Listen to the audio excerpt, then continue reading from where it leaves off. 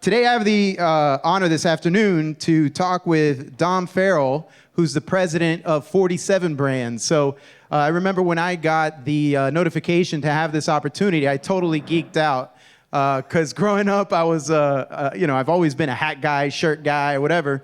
And 47 Brand made some good stuff. You know, when you're a little stocky guy like me, like you need that right shirt that fits just right. 47 Brand's always done it. That's because I'm the fit model. So, Dom, why don't you tell us a little bit about yourself and your background? Yeah, sure. Well, thank you for having me. I really appreciate it, and the warm intro. So for me, I've been at 47. I actually started at 47 in the middle of the pandemic, which was awesome. They had about 300 people before I started. They were down to 30. Oh, wow. And the business was like, are we going to make it or not? So they had obviously a terrible year. They did like less than $100 million. And in the last 3 years, we brought in a bunch of new people. We got about 250 people now. We're doing close to $500 million. And the company just celebrated a couple years ago its 75th anniversary. So still family owned. The family's still really involved.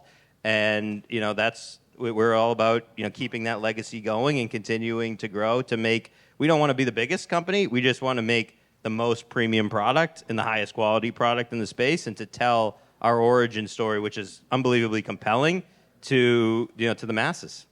Awesome. Why don't you tell us a little bit about your origin and your story?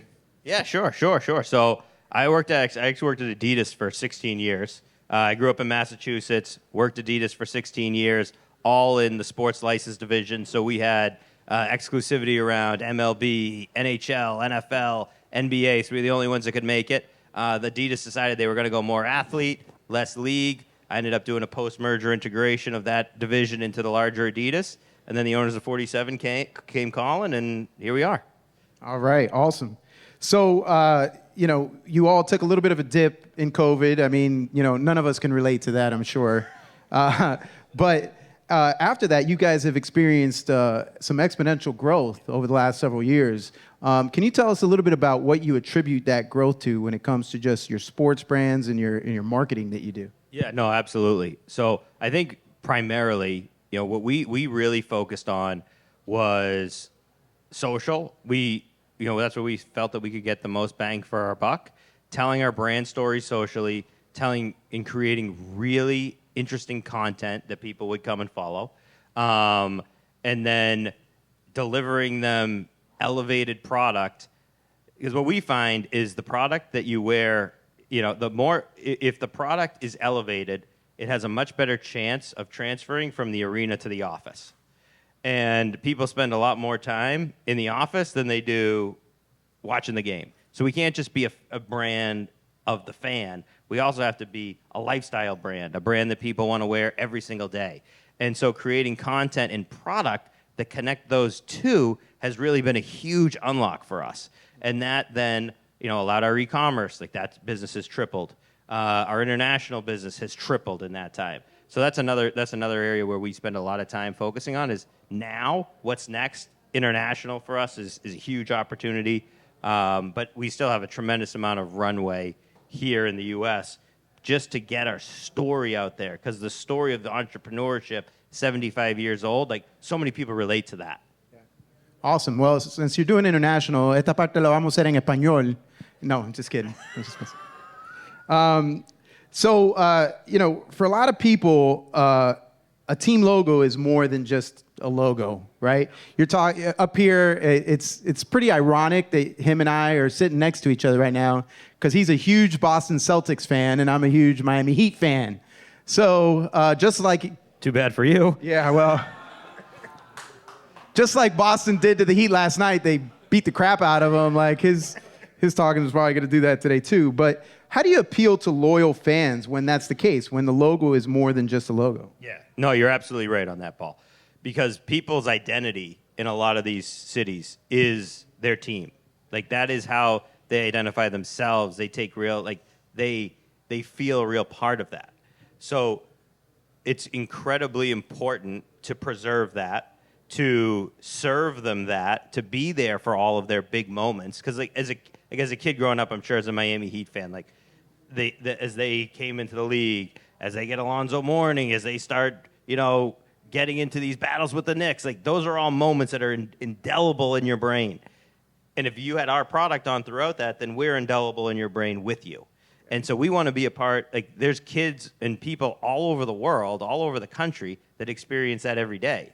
And we want to be in that moment with them, be a part of that with them, to then grow with them and really be partners. So it's really important for us. Yeah, just a story. I didn't tell you this when we met earlier last week or this week, but when they retired Shaquille O'Neal's jersey number, the 32, I wanted something to memorialize that day as a fan. I was at the game, and they were putting little Superman 32 stamps on 47 hats. So I have a Miami Heat 47 hat with a Shaq a Superman logo on it, which is pretty cool. But it's special, and it's ingrained, and it's something that I'll never forget. So it's pretty cool. It really does make a difference. So you were recently quoted saying that appealing to women fans takes more than shrink it and pink it. Tell us more about that and what that means. Yeah, I've gotten a lot. His I've gotten quote, a lot not mine, y'all. I've gotten a lot of hard time for why that quote. That's why I quoted him. Just So what I meant was a lot of brands, especially brands that started with the male consumer first, when they say, "Oh, we're going to get into the women's space," all they do is they take the male product, they make it smaller, and they turn it pink. Like, that's the idea. People somehow in this space, especially in the sports space, like, just realize that women exist. Like, women are 50% of the population and more than 50% of the shoppers. So, like, there's a real opportunity here, and everyone seems to miss it. And the way they seem to get at it, to solve for it, is the easy way of just shrink it and pink it. And that is, like, we have actually more women consumers than we have men consumers. And a lot of them buy our men's product, which is fine. Like, that's not a problem for us. We appreciate that. But we need to do a much more giving them product that fits them, that flatters them, and that allows them to express their fandom throughout the year. And that is totally different than the way a lot of men express their fandom. And so that is a very key area where we're focused on. You know, we're calling 2025 the year of her.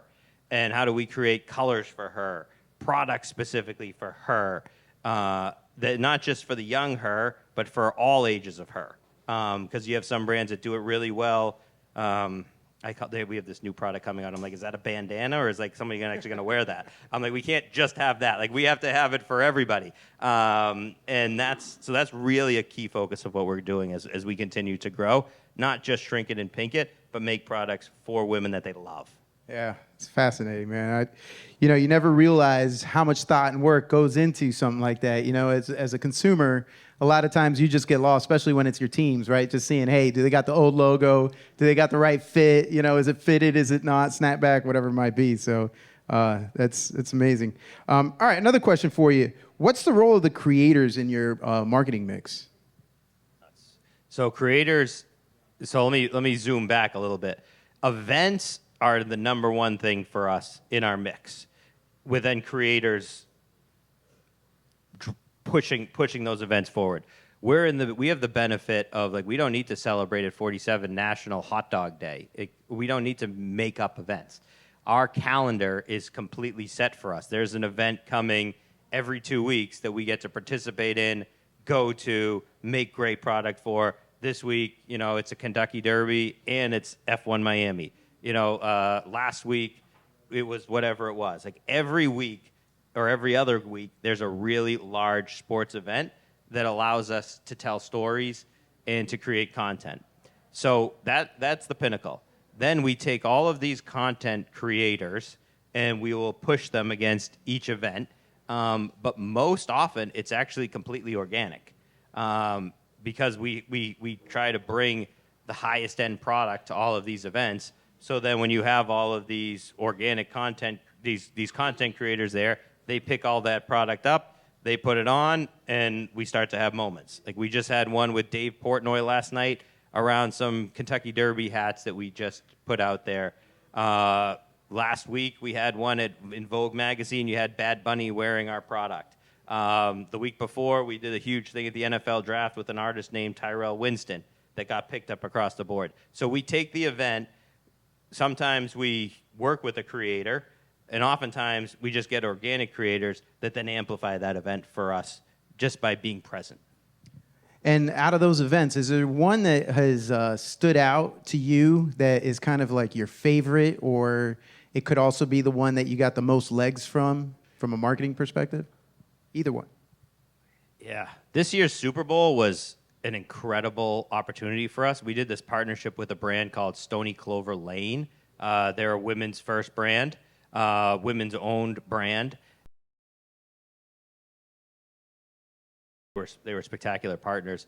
They had fantastic events, viewing parties, and there's usually one item that everybody moves to for the Super Bowl, and that our collab with them was that item. It was, Travis Kelce's mom was wearing it during the game. It was like, if you looked, that jacket was 10 places throughout the entirety of the game, and that really, it was incredibly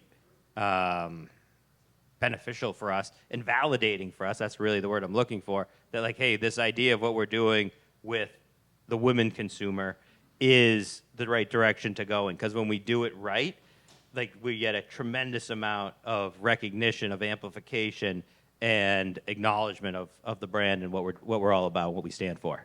And how does that focus towards the women kind of carry over into sales or exposure with the male consumer? Is there a carryover there, or is it really like the women consumers rise and male kind of is a separate one? No, not at all, because because the statistics that we have would show that the women are buying for the men anyways. So when they're on the site buying, when we have something for them, they're buying something for their significant other, their children, their whatever, whomever is they buy for. So by going in through the lens of the female consumer, we automatically then get more male demand because they're the ones that are buying it for their significant other. They're like, oh, my husband needs a new Miami Heat hat. His looks terrible and is falling apart and sun damaged. Like, while I'm buying this Stony Clover item, I'm going to get him 2 new hats. Yeah. So it's all connected. That's awesome. So yeah, I could relate. Most of my outfits are wife chosen. Today's is not wife approved, so I can't wait to see what she says when I get home. It's all right? All right, thank you. Awesome. When you look ahead at 47, what do you see? Tremendous opportunity, because our brand story, like we were founded 75 years ago by 2 twin brothers who had just come off the boat from Italy. They start selling roses outside Fenway Park in newspapers for 2 cents, the only words they know. And over the last 75 years, they went into laundromats and dry cleaning businesses and all these things, but they still kept this foundation at Fenway Park. They figured out, like, they go on what was called the Harry Truman Freedom Train in 1947, which was after the end of World War II. They put the Declaration of Independence and a bunch of other American documents and Americana on this train with the President of the United States. They drive it around the country. The owners at the time, the founders, go on this train and start selling American flag pennants, American flag pins. There's a story of it being 1,000 degrees when they're in California. No one has water. They go to the fire station, buy the water truck, start selling the water out of the fire truck. They sell the water to Harry Truman himself. So there's this hustle, grit, grind mentality. Well, so when they come back off the Freedom Train, they realize, hey, we just made, however much money they made at $5,000, $10,000, whatever, selling American flags across the country. Well, we're here at Fenway Park. We have this captive audience. What if we just take the same stuff we did and put Boston Red Sox on it? So that's what they did, and that's how they invented the sports licensed industry. They were the first ones to invent it. So then, years go by. The Chicago Cubs come to town. Their owner's like, hey, why don't we have that? Let's have those guys. Can we buy it from those guys and put Cubs stuff on it and sell it in our stadium? And that's how all of this business that we know today all began. So first and foremost, like I tell that story because what's next for 47 is we first have to protect our authenticity and the quality of product that we make. Like that is our number one goal. Like, do we always do it perfectly? No, we don't. But like when we talk about like every stitch counts for us, like that is the core of who we are and what we do. Then it's like, how do we take that message, take that core ethos, and then export it internationally? Because we know our competition is 4 times the size of us internationally and is a very similar size to us domestically. It's just because we haven't made that investment. So the next focus is how do we export that ethos, that product, that premium experience to the rest of the world. Awesome. All right. So we're going to open it up for some questions here. So you know how it is. Oh, here we go, right here. Did you make any clothes for Miss Peaches? I don't know who Miss Peaches is. I'm sorry. What? His dog. No, we don't do dog. No dog clothes. That's no a new dog brand, clothes. 48 brand. Yeah. Coming out in- I'm sorry. I did not know who Miss Peaches was. No. I watch all my Instagram reels on silent, so I never hear it. Oh, wow. I'm Yeah. embarrassed. Make a note. All right.